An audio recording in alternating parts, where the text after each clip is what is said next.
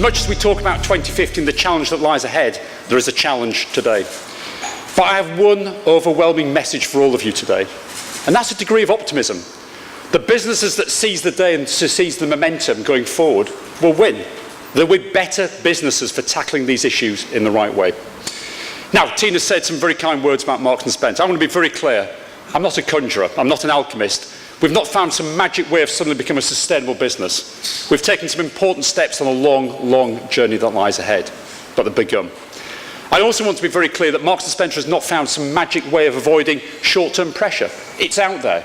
We trade hard in a difficult environment like many of you.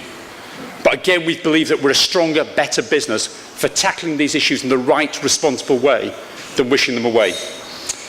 So let me take as a starting point Tina's challenge from that Accenture survey. For those of you not read of it, it's a superb survey. 1,000 companies, chief execs around the world respond and give a view on sustainability each year. And I think that one thing I take away from all of it is an acceptance around the world of business leaders like you that change is necessary. But the big challenge is how. So I absolutely want to focus the next 10, 15 minutes or so on the how. Now, before we do that, let's just frame the challenge that we've heard from John in terms of what is actually happening in terms of business value in the future. And I want to focus on three things very quickly. There is a resource crunch. The resources that we use to make the products and services to run our business are under pressure. Now, some of that pressure is for all the right reasons. As a businessman, there are 2 billion new middle-class consumers emerging on the planet, in India, in China, in South Africa and Mexico. It's a world of opportunity. But those marketplaces want what we as 1 billion consumers in the West take for granted today. They want the car, they want the clothes, they want the food, all of which requires resources. So as much as we've seen some slowing down in resource inflation over the last 2 or 3 years as we've had enormous economic pressure in the global system, it's not been as much as we might have expected. Because people want the cotton we take for granted, the cocoa we take for granted, the energy we take for granted. And that has one endpoint for all of us: cost inflation. At a time when it's going to be ever harder to pass the cost on to a consumer, the input costs into our business models are only going to go in one direction. And extreme weather, the extreme weather we're seeing now, the wettest summer that England ever saw in 100 years, last summer, was really difficult for our farming and food team to manage through. There's enormous challenges here and now. The second challenge on business is social. Let's be very clear that the whole rise of social issues emerging around us, youth unemployment. 20, 30 years ago, when we entered the job market, as long as you had a reasonable amount of gumption, you could have certainty of a job for life. I don't think that exists now. For many of the students, even leaving university with a great education, the certainty that we had entering the job market has gone. Let alone for those children that struggle with education at school. Not in education, not in training, they struggle. We have to help. There's a well-being challenge as well. An ageing population, again, good, we're all going to live longer. But the burden upon the taxpayer of supporting that ageing population will be enormous. What does it mean for your workforce? Then we've got hyper-transparency. I think what we all saw when the Bangladeshi factory fell down, devastating, 1,000 people died. That story whistled around the world in seconds and then kept rebounding around the world in seconds. Any business that believes it can hide poor practice in the future and not be exposed will be sadly mistaken. And then there's a third challenge, which you perhaps might not expect me to talk about. I expect to talk about a new social challenge and environmental challenge. Of course, that's my job. But let me talk about a third one, an economic challenge. All around us, new business models are emerging, disruptive business models that are snapping away at our incumbent feet. Now, that's happened every generation, new business models have emerged. They're emerging much quicker now, granted. You can lose your business model in years rather than decades. But there's something happening beneath the surface in this space as well. Radically new, more sustainable business models are emerging. Better for planet, better for people. Now, where is this green revolution, Mike? Where is this organic or fair trade movement? Well, you're looking in the wrong place. This movement is first and foremost something that is better for the consumer. They give the consumer better value, they avoid the consumer having to own a physical asset, they improve the service level for the consumer, they make those services much more social. Things like Airbnb, which is disrupting the travel industry, the hotel industry. Zipcar, that's disrupting the mobility industry and cars. Kiva and Kickstarter, that are disrupting the financial sectors.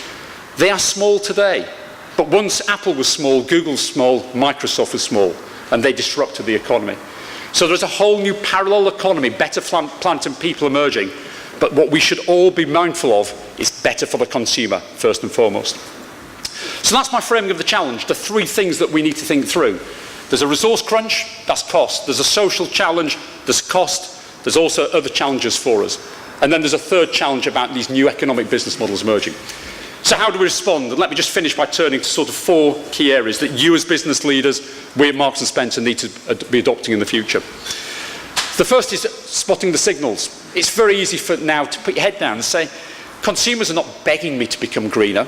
Shareholders are not pushing me. There's no particular government push globally to ask me to be more sustainable. Let me just keep my feet on the ground and wait for the signals to be crystal clear. Huge risk.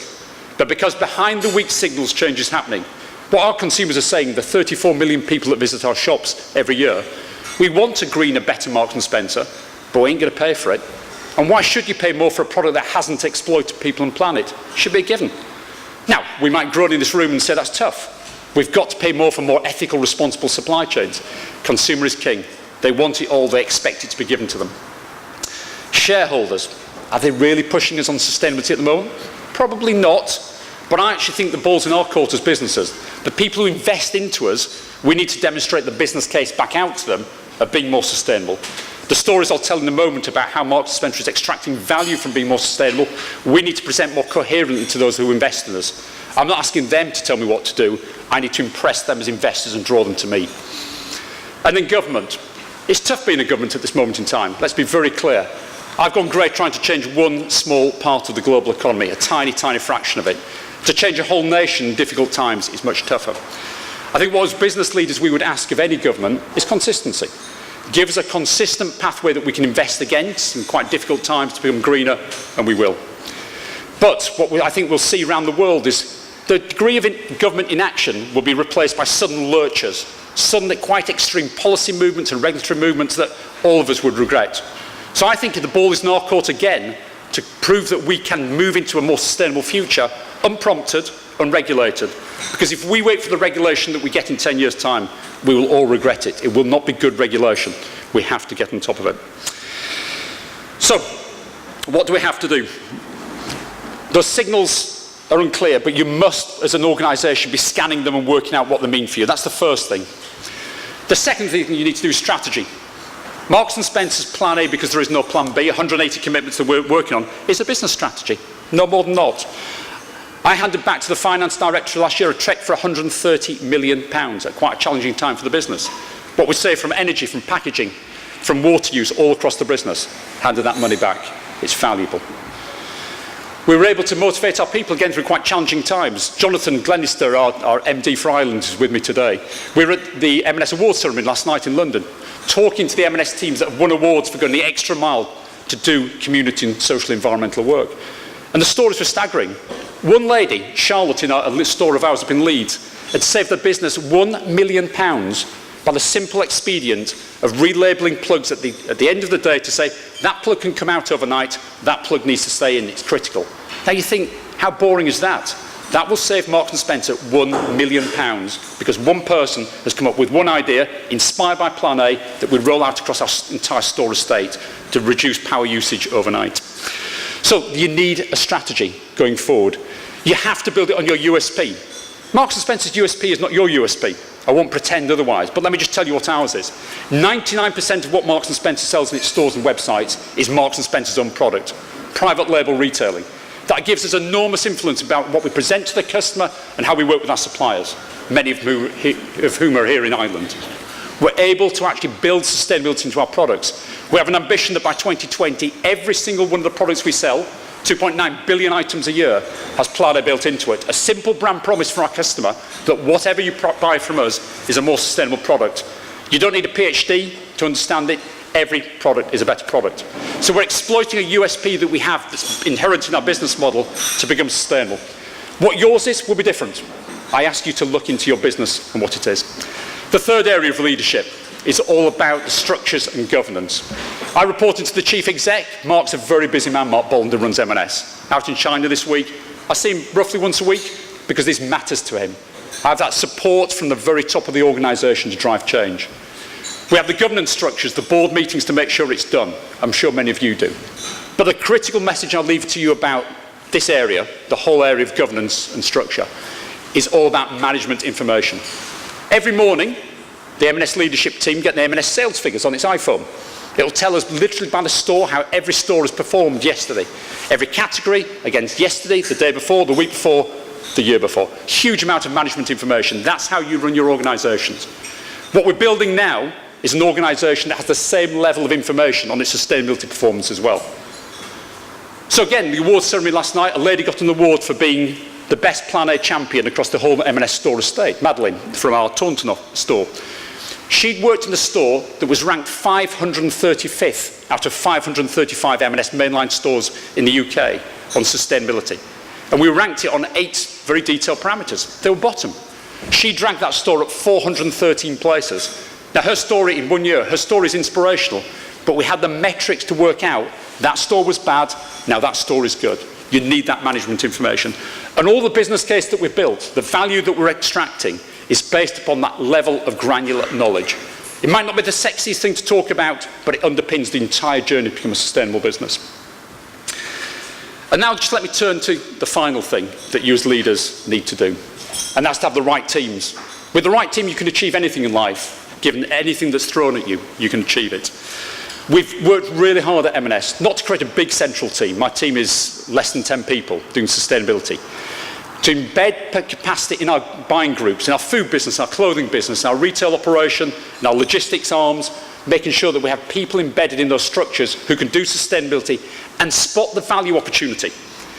So I'm not an expert in clothing. One of my colleagues turned around to me. I set him the challenge 3 or 4 years ago and said, how do we recycle hundreds of millions of garments of clothing we sell every year? A lot of it's going to landfill. Bad. He went away and scratched his head, and he came back with a great plan. He teamed up with Oxfam, 750 charity shops across the British Isles, and said, if we can encourage M&S customers to take used clothing to Oxfam, great. We avoid landfill, the customer gets to donate to Oxfam, sells it, raises money for its poverty work in Africa. The customer comes back to Marks & Spencer, remains loyal to us, everybody wins. I didn't spot that, but the guy that was in the clothing business saw the opportunity. So you need to create that local capacity within structures, within your organisation to do. You need to provide leadership. You will walk out of this room to massive emails, to meetings, to requirements. You've got to carve out a bit of time to support your team very visibly. You are leaders, not managers. Managers manage. Leaders provide the inspiration for change, and you need to do that too. So 4 key areas that we've talked about. Spot the signals. Make sure it's built into your commercial strategy. You exploit a USP within it. That you've got the right structures and management information to underpin it. And then finally have the right teams and people to actually deliver change. And it's inspiring, because what Jonathan and I saw at the M&S Awards last night were hundreds of motivated people who've been through quite a bit the last few years working with us. They were utterly engaged and committed to the business. And that leads to great service for our customers. So that business case is compelling. Not about 2050 or 2040, here in 2013. You save yourself money, you motivate your people, you connect with the communities where your customers' employees live. You're tracking new trends all the time. All around you, lots of big businesses are working hard in this space. A number of you in this room. They put years and years of effort into the scene, behind the scenes, to understand what sustainability means. Be careful thinking that you can turn the tap on in 2019 to suddenly become sustainable because the signals are clear. You need a 10-year apprenticeship behind the scenes to work out how to do it and fully exploit the value out there. So let me just finish. Be very clear. Who wouldn't want a business that is leaner, more efficient, more motivated, more joined up, more connected with its customers, that's anticipating new marketplace trends, that is ahead of disruption? That is all that Marks & Spencer is doing with Plan A. I said at the beginning, this is early days. We have taken but the first steps in this long journey forward. And I just want to finish as the Brit walking into Ireland with a big thank you to our team here in Ireland, because they've worked really hard. They're working with communities all across Ireland on education projects with BITC, with the Marikiti Foundation, with Focus Ireland, with the ISSPCC. They're working with 25 great suppliers here in Ireland and taking the products that are being developed here and exporting to the much larger market available in the UK. And all being done in a sustainable way. So Marks & Spencer is utterly committed to the marketplace here in Ireland. It is utterly committed to working in a responsible way. I wish you all luck on the journey to become sustainable. Remember, you are the leaders that will make it happen. Thank you very much.